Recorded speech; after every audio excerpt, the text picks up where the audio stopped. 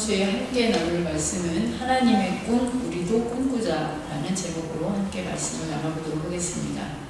출애굽기 19장은 시내산 계약 이야기의 서장이라고 할 수 있습니다. 이스라엘 자손이 애굽 땅을 떠나 2달 만에 시내 광야에 이르러 장막을 칩니다. 모세가 여호와의 부름을 듣고 산으로 올라갑니다. 모세는 산에서 백성에게 전할 말을 받습니다. 모세는 이스라엘 자손이 여호와의 말을 잘 듣고 언약을 지키면 이스라엘 자손은 여호와의 소유, 제사장 나라, 거룩한 백성이 될 것이라는 말을 이스라엘 자손에게 말하도록 여호와에게 명령을 받습니다. 모세가 하산하여서 백성의 장로들을 불러 자기가 받은 여호와의 명령을 진술합니다. 백성이 일제히 여호와의 명령대로 다 행하겠다고 말하고 이 사실을 모세가 여호와께 보고하는 내용이 오늘 읽은 출애굽기 19장 1절에서 8절까지의 내용입니다. 그 구체적인 내용을 살펴보겠습니다. 이스라엘 백성이 애굽을 떠나 시내산에 도착한 기간은 얼마나 걸렸을까요? 1절 말씀을 보겠습니다. 이스라엘 자손이 애굽 땅을 떠난 지 3개월이 되던 날 그들이 시내 광야에 이르니라. 우리가 보고 있는 개역 개정판에는 이스라엘 백성이 시내 광야에 이른 것이 애굽 땅을 떠나 3개월이 되던 날이라고 표현하고 있습니다. 이스라엘 자손이 애굽을 떠난 날이 유대인 달력으로 첫째 달 보름입니다.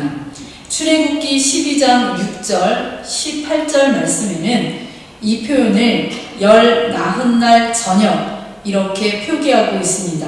그런데 왜 보름이냐고 이렇게 반문하실 것입니다. 왜냐하면 유대인의 하루는 저녁 6시, 오후 6시에 시작하기 때문에 그렇습니다. 그렇기 때문에 열 나흔날 저녁은 보름이 시작하는 그 날을 의미하는 것입니다. 보통은 이스라엘 백성이 제3월 첫째 달 보름에 출발하여서 셋째 달 보름에 시내산에 도착했다고 이해합니다. 그런데 개역 개정을 비롯한 어떤 성경은 애굽을 떠나 시내 광야에 이른 기간이 석 달이었다고 번역하고 있습니다. 어떤 영어 번역 중에는 그들이 애굽을 떠난 것이 유대력으로 첫째 달, 곧 니산월이나 아비벌 똑같은 말입니다. 보름이었고 애굽을 떠난 사람들이 셋째 달 초하루에 시내 광야에 도착한 것으로 히브리어 본문을 읽어서 그들이 한 달 보름 만에 시내 광야에 도착한 것으로 이해합니다. 즉 애굽 탈출 이후 시내 광야에 도착하기까지 걸린 이스라엘의 여정은 한 달 보름, 2달, 석 달 이렇게 서로 달리 이해하고 있습니다. 그 이유는 히브리어 원문의 표현이 모호하여서 이런 세 가지 서로 다른 이해가 나오게 된 것입니다. 여하튼 이들은 오늘 시내 광야에 도착했습니다. 이스라엘 백성이 르비딤을 떠나 시내 광야에 이르러서 장막을 치게 되었습니다. 2절 말씀입니다. 그들이 르비딤을 떠나 시내 광야에 이르러 그 광야에 장막을 치되 이스라엘이 거기 산 앞에 장막을 치니라. 성경에 보면 진을 친다, 장막을 친다는 것은 행군을 잠시 중단하고 당분간 머물 곳으로 숙박시설을 갖추는 것을 의미합니다. 그들이 장막을 친 곳은 시내산입니다. 시내산에 대한 가장 오래된 전통은 해발 2285m인 지금의 제발무사, 모세의 산이라고 일컬어지는 곳을 알려주는 곳입니다. 그리고 3절 상반절은 모세가 하나님 앞에 올라가니 이렇게 말씀하고 있습니다. 모세는 그곳에서 하나님 앞에 올라갔습니다. 모세의 산에 오름은 하나님의 부름이 있었기 때문입니다. 4절에서는 하나님이 이스라엘 백성을 어떻게 돌보고 계시는지를 설명하고 있습니다. 내가 애굽 사람에게 어떻게 행하였음과 내가 어떻게 독수리 날개로 너희를 업어 내게로 인도하였음을 너희가 보았느니라. 이 구절은 제가 좋아하는 구절이기도 합니다. 이 말씀과 동일한 말씀이 신명기 32장 10절 12절에도 기록되어 있습니다. 여호와께서 그를 황무지에서 짐승이 부르짖는 광야에서 만나시고 호위하시며 보호하시며 자기의 눈동자같이 지키셨도다. 마치 독수리가 자기의 보금자리를 어지럽게 하며 자기의 새끼 위에 너풀거리며 그의 날개를 펴서 새끼를 받으며 그의 날개 위에 그것을 얹는 것 같이 여호와께서 홀로 그를 인도하셨고 그와 함께한 다른 신이 없었도다. 하나님은 모세에게 간접적으로 말씀하시는 것이 아니라 직접 화법을 통해서 말씀하십니다. 하나님은 이스라엘 백성을 독수리가 제 날개에 새끼를 업듯이 하나님이 이스라엘 백성을 업어 인도하셨다고 그렇게 말씀하고 있습니다. 독수리 날개는 빠르고 안전할 뿐만 아니라 어미 독수리가 새끼 독수리에게 보이는 애정이 깃든 수송 수단입니다. 모세는 신명기에서 이 하나님의 인도하심을 이렇게 표현했습니다. 바로 신명기 1장 31절 말씀입니다. 이 말씀은 다 함께 읽어보도록 하겠습니다. 시작. 광야에서도 너희가 당하였거니와 사람이 자기의 아들을 안는 것 같이 너희의 하나님 여호와께서 너희가 걸어온 길에서 너희를 안으사 이곳까지 이르게 하셨느니라 하나. 하나님은 자기의 아들을 아는 것 같이 이스라엘 백성이 걸어온 길에서 그들을 안으사 인도하셨다고 기록하고 있습니다. 이렇게 하나님은 이스라엘 백성을 독수리같이 사람의 부모같이 인도하셨습니다. 그 이스라엘 백성을 인도하신 하나님은 우리도 동일하게 인도하고 계심을 믿습니다. 이제 하나님께서는 모세를 산 위로 부르신 목적을 본격적으로 설명하고 계십니다. 5절 말씀입니다. 세계가 다 내게 속하였느니 너희가 내 말을 잘 듣고 내 언약을 지키면 너희는 모든 민족 중에서 내 소유가 되겠고, 이 말씀은 하나님 자신이 창조주이심을 분명히 밝히는 본문이기도 합니다. 여기서 전치사 히브리어 리는 뭐뭐의 소유라는 의미를 지니는 기능을 합니다. 이 전치사를 쓰므로 세계가 다 하나님의 소유임을 밝힌 것입니다. 그 중에서 하나님은 이스라엘 백성을 불러주셨습니다. 그런데 그들이 해야 할 일이 있었습니다. 바로 내 말을 잘 듣고 내 언약을 지키면, 이것이 이스라엘 백성이 해야 할 일이었습니다. 하나님은 일방적으로 계명을 부과하기보다는 백성들의 동의를 구하고 계시는 것입니다. 이것은 그들이 거절할 수 있는 가능성도 열어놓으셨다는 의미입니다. 이 말씀은 계시록 3장 20절 말씀을 상기시켜 줍니다. 볼지어다 내가 문 밖에 서서 두드리노니 누구든지 내 음성을 듣고 문을 열면 내가 그에게로 들어가 그와 더불어 먹고 그는 나와 더불어 먹으리라.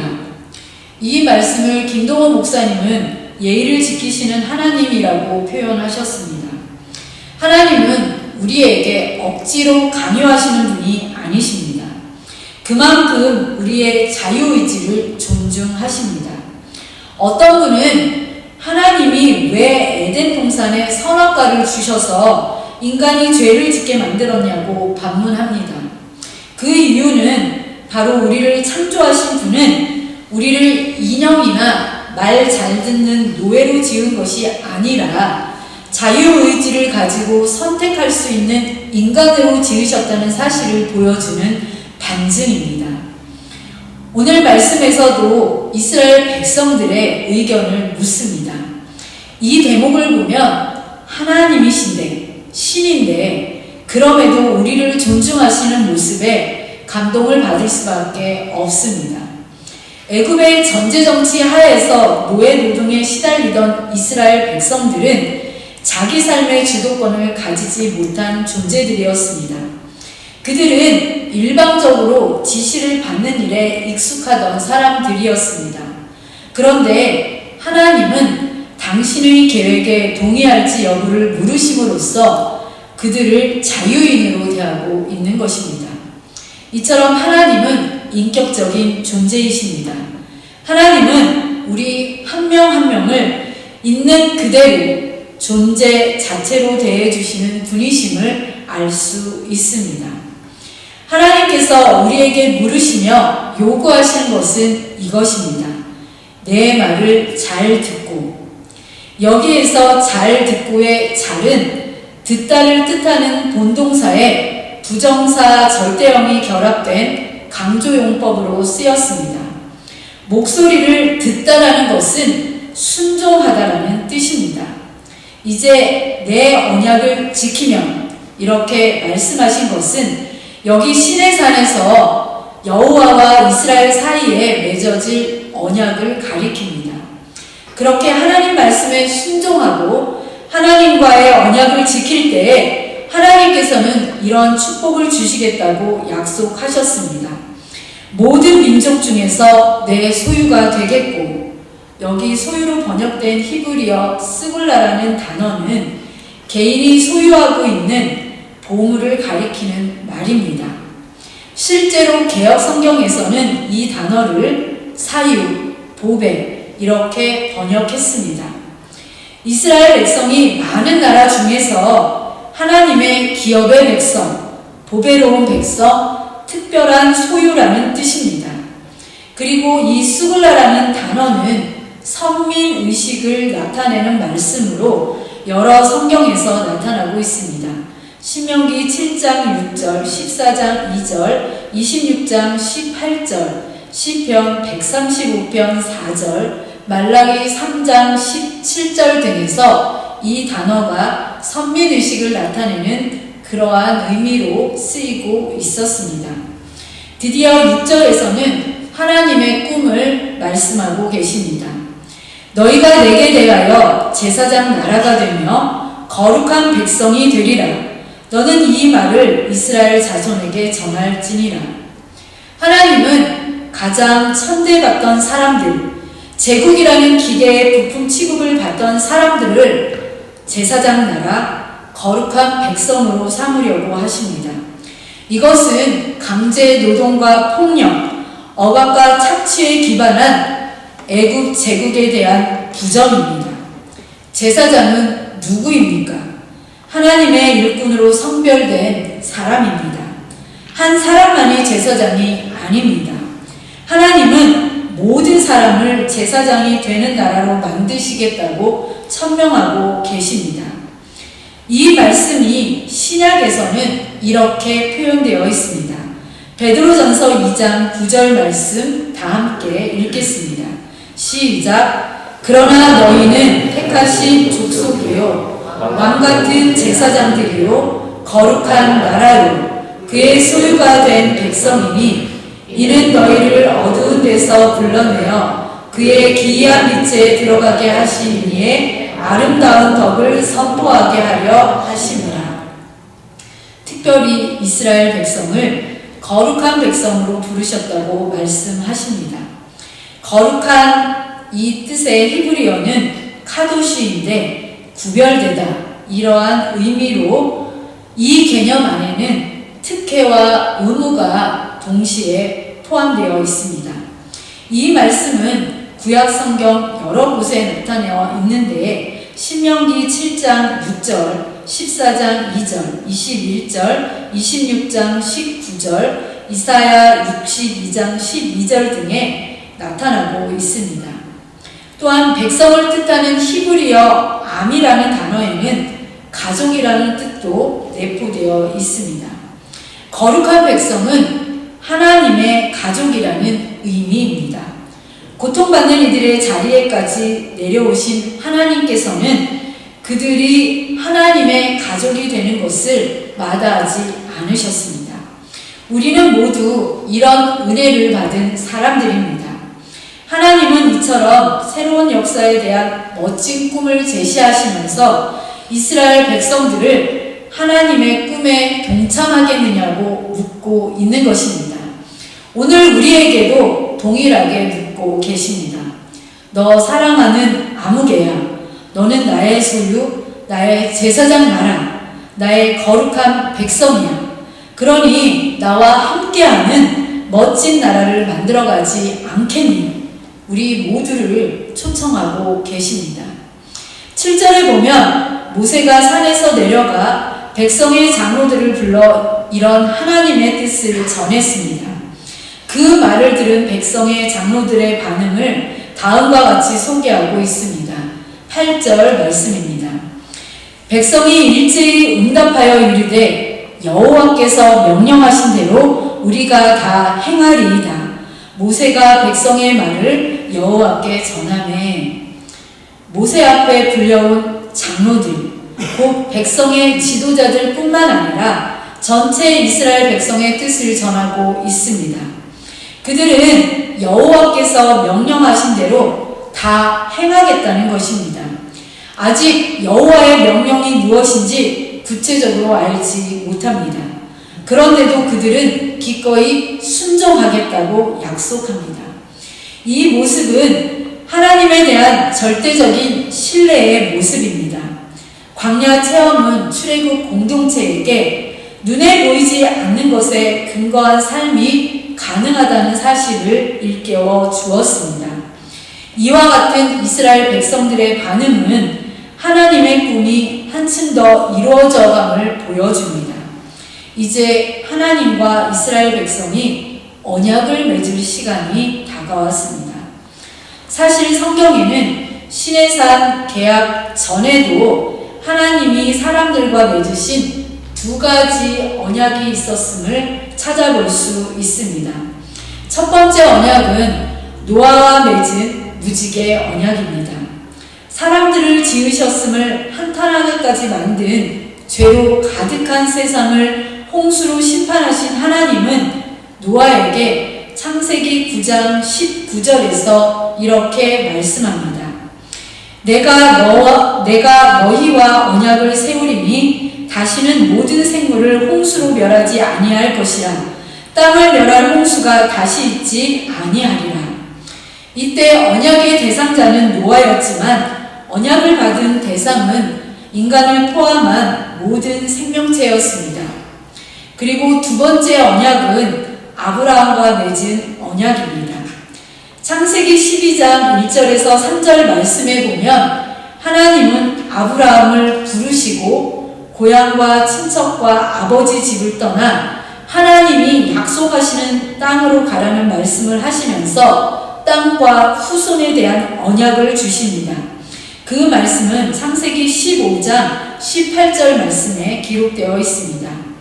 그날에 여호와께서 아브라함과 더불어 언약을 세워 이르시되 내가 이 땅을 애굽 강에서부터 그 큰 강 유브라데까지 내 자손에게 주노니 땅과 후손에 대한 약속은 아브라함 때부터 시작되었습니다.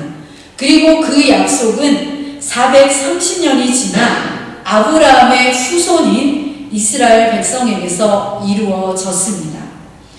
그리고 오늘 세 번째 언약이 바로 출애굽 공동체와 맺은 시내산 언약입니다. 하나님은 조그마한 백성, 이스라엘 백성을 하나님의 백성으로 삼으시기를 원하셨습니다. 여기 이스라엘은 한 나라의 표상이라기보다는 교회, 그리고 한 성도의 표상이라고 할 수 있습니다. 여기서 하나님은 이스라엘과 언약을 체결합니다. 하나님은 떠돌이 유람 민족, 430년 동안이나 종살이를 하던 민족, 노예 근성에 절은 이스라엘 족속을 택하여서 위대한 하나님의 백성을 만들고 싶어 하십니다. 하나님은 우리가 평범한 사람이 아니라 거룩한 하나님의 백성이 되기를 원하십니다. 하나님은 우리가 단순히 좋은 사람이 아니라 영광스러운 비전의 사람이 되기를 기대하십니다. 그래서 어떤 구약 학자들은 구약 성경 전체에서 제일 중요한 성경 구절이 오늘 우리가 읽은 출애굽기 19장 1절에서 6절이라고 말씀하고 있습니다. 이것은 바로 시내산 언약으로, 시내산은 하나님과 이스라엘이 언약을 체결한, 어떻게 보면 결혼 예식을 거행한 장소이기 때문입니다. 한 나라의 왕자가 그 마을 모퉁이에 사는 거지 아가씨를 사랑하게 되었습니다. 왕자는 가끔 왕궁을 빠져나와서 거지 아가씨와 데이트를 즐기고 밥을 사주고 옷을 사 입혔습니다. 그러던 어느 날 이 거지 아가씨를 왕궁으로 초대하여서 성대한 결혼 예식을 거행하게 되었습니다. 이 아가씨에게 있어서 가장 위대한 인생의 전환점은 바로 그 결혼 예식장 거기였습니다. 오늘 시내산이 그러한 장소입니다. 언약을 체결한 장소가 시내 광야에 솟아있는 시내산, 구약에서 가끔 호렙산이라고 기록되어 있는 곳입니다. 이곳이 바로 하나님과 이스라엘의 혼인 예식장이 되었던 그러한 장소입니다. 이 시내산 언약을 통해서 천덕꾸러기 이스라엘 백성이 하나님의 보물 같은 백성으로 바꾸어졌습니다. 노예로 태어나 노예로 살던 사람들이 제사장 나라가 되었습니다. 버려진 백성들이 하나님의 자녀로 구별된 백성이 되었습니다. 거지 아가씨가 황후로 바뀌게 되었습니다.